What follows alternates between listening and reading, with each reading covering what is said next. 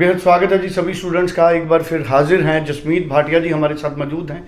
कुछ दिन पहले फिर यूएसए के स्लॉट्स ओपन हुए और 10-12 स्लॉट्स लैंडमार्क इमिग्रेशन के बुक हुए हैं। अब आने वाले दिनों में ये स्लॉट्स कब खुलेंगे इसके बारे में अनसर्टनिटी रहती है, लेकिन स्टूडेंट्स क्या करें, जसमीत जी से ये समझेंगे कि स्टूडेंट कैसे पता करें स्लॉट्स कब खुलेंगे कब नहीं, और इंटरव्यू का यूएसए का प्रोसेस जो फ्रीक्वेंटली क्वेश्चंस पूछे जाते हैं एक बार उन पे बात करेंगे। और तीसरा बड़ा इंपॉर्टेंट पॉइंट है, थर्ड पार्टी फंड से बचें, गलत फंड से बचें। बहुत ज़्यादा इन्वेस्टिगेशन अमेरिका इस वक्त कर रहा है। जसमीत जी आपका स्वागत है जी। Hello everyone. Jasmeet ji, USA में अब कौन से इनटेक हैं रीजनेबल फीस वाले, एक तो ये बताइए, और दूसरा मुझे पता लगा 10-12 स्लॉट्स आपने बुक कर लिए 2-3 दिन पहले, अब आपने एकदम से ऐसे इतने स्लॉट कैसे बुक कर लिए? सो देखिए, सी यूएसए में देर आर टाइम जब स्लॉट्स ओपन हो जाते हैं तो 2 दिन पहले काफ़ी सारे स्लॉट्स ओपन हुए और काफ़ी सारे स्टूडेंट्स को अपॉइंटमेंट मिली। And in coming week we have 40-50 interviews of students lined up and we are hopefully काफ़ी लोगों को वीज़ा मिलने वाला है यूएसए का। एंड यूएसए अगर हम देखते हैं तो USA is a great country, land of opportunities बोला जाता है। वहाँ आप स्क्रैच से $1 बिलियन भी कमा सकते हैं, बट आपके अंदर टैलेंट होना चाहिए। सो हमको समझने की ज़रूरत है कि हमको कौन सी यूनिवर्सिटी में जाना है, कौन से कॉलेज में जाना है, कौन से कोर्सेज करने हैं, ताकि हमें स्टे बैक ऑप्शंस मिलें, ताकि हम पार्ट टाइम काम कर सकें। सो पहले तो मैं एक चीज़ क्लियर करना चाहूँगा कि यूएसए जब सेल होता है मार्केट में, it is sold at a very very wrong notion. So पहले तो एक बच्चों को बोला जाता है कि यूएसए में आप चले जाओ, पढ़ने की ज़रूरत नहीं है, आप वहाँ जाके जो मर्जी करो।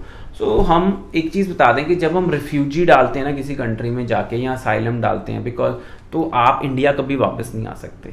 ये चीज़ बहुत ध्यान से रखें। एंड सेकेंडली, जब हम एक गलत रास्ता चूज़ कर लेते हैं, सपोज हम यूएसए जा रहे हैं एंड हम पढ़ाई छोड़ देंगे, I-20 देते हैं, उसके अंदर एक सर्विस नंबर होता है। तो सर्विस नंबर जब आप पढ़ाई छोड़ते हैं तो सर्विस नंबर इनएक्टिव हो जाता है। जब वो सर्विस नंबर इनएक्टिव हो जाता है, दैट मीन्स आपका स्टेटस इलीगल हो गया। उसके बाद आप काम करते रहते हैं कैश पे, बट आपको पता नहीं होता कि आप इलीगली काम कर रहे हैं।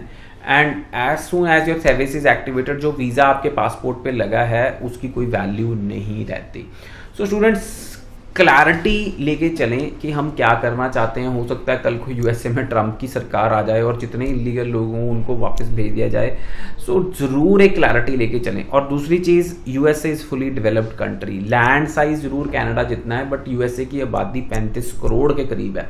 सो अगर कहें कनाडा इज़ 10% ऑफ यूएसए, और यूएसए में 5000 से ज़्यादा यूनिवर्सिटीज़ हैं। And USA is also very very affordable. हमारे पास ऐसी ऐसी यूनिवर्सिटीज़ हैं जिनकी फ़ीस 7 से 8 लाख है साल की। सो जब हम पहले यूएसए सोचते हैं तो हम सोचते हैं कि USA is very very expensive, but ऐसा नहीं है। USA is quite affordable. USA में लिविंग कॉस्ट भी ट्रांसफ़र नहीं होती। Landmark immigration is American International Recruitment Council certified, AIRC certified, and we directly represent lot of universities in USA. Affordable fees is there. I-20 fees is waiver. I-20 के नाम पे बच्चों से बहुत सारे पैसे लिए जाते हैं। सो लैंडमार्क इमिग्रेशन की जो सर्विसेज हैं फ्री ऑफ कॉस्ट हैं। ओवरऑल 6 बैंड है जिस बच्चे पे, उससे हम कुछ भी चार्ज नहीं कर रहे। एंड यूएसए अगर हम बात करते हैं तो स्टेम कोर्सेज करने ज़रूरी हैं, साइंस, टेक्नोलॉजी, इंजीनियरिंग, मैथमेटिक्स, तभी आपको फ्यूचर में वहाँ पे रहने दिया जाएगा या लॉन्ग टर्म वीज़ा मिलेगा। और CPT एंड OPT का मतलब बच्चों को नहीं पता होता। सब कहते हैं कि काम अलाउड है वहाँ पे। CPT का मतलब होता है करिकुलम प्रैक्टिकल ट्रेनिंग, यानी कि पार्ट टाइम जॉब आप तभी कर सकते हैं अगर आपके पास CPT अप्रूवल है। और CPT अप्रूवल आपकी यूनिवर्सिटी या कॉलेज देता है। काफ़ी सारे कॉलेजेस CPT अप्रूवल देते ही नहीं हैं। सो स्टूडेंट्स, ये चीज़ पता होनी बहुत ज़्यादा ज़रूरी है। और OPT का मतलब है कि पढ़ाई के बाद कितनी देर का वर्क परमिट। सो स्टूडेंट्स, अगर आप स्टेम प्रोग्राम्स में नहीं जा रहे हैं तो कई बार OPT भी नहीं मिलती है। So you should choose STEM programs only, science, technology, engineering, mathematics.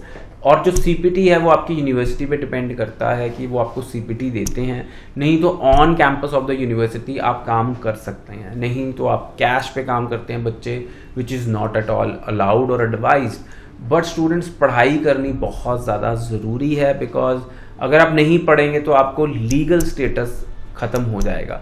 एक और मैं आपसे इन्फॉर्मेशन शेयर करना चाहूँगा कि जब यूएसए का आपका वीज़ा आ जाता है तो आप कोशिश करें यूनिवर्सिटी या कॉलेज की 1 साल की फ़ीस जमा करवाएं, because recently there were many students sent back from USA, क्योंकि वो फ़ीस जमा करवाए बिना यूएसए पहुंच गए थे और उनके पास फाइनेंशियल प्रूफ भी नहीं था। एंड थर्ड पार्टी फंड्स का यूज़ मत करें। जेन्युइनली आप अंकल, चाचा, मामा, ताया उनके फंड्स लगा सकते हैं, बट अगर कहें कि आप किसी कंसल्टेंट के पास जा रहे हैं, क्योंकि मैंने बड़े सारे होर्डिंग देखे हैं 50,000 में यूएसए जाएं, 90,000 में यूएसए जाएं, 2 लाख में यूएसए जाएं, so that is all only money making practice, because visa उनको पता है आना नहीं बच्चे का और उससे पहले पैसे ले लिए जाएं। So students, this is really critical. जब आप यूएसए का स्टडी वीज़ा अप्लाई करते हैं, you need a genuine consultant. It is a great location, great destination. USA जाके भी आप अपना अच्छा फ्यूचर बना सकते हैं, बट आपका मोटो जो है पढ़ाई का होना चाहिए। जी, 90413 90412 जसमीत जी से बात करिए। आप इंडिया के किसी भी हिस्से से लैंडमार्क इमिग्रेशन के जरिए अपनी फाइल मूव कर सकते हैं। Thank you so much. Thank you so much.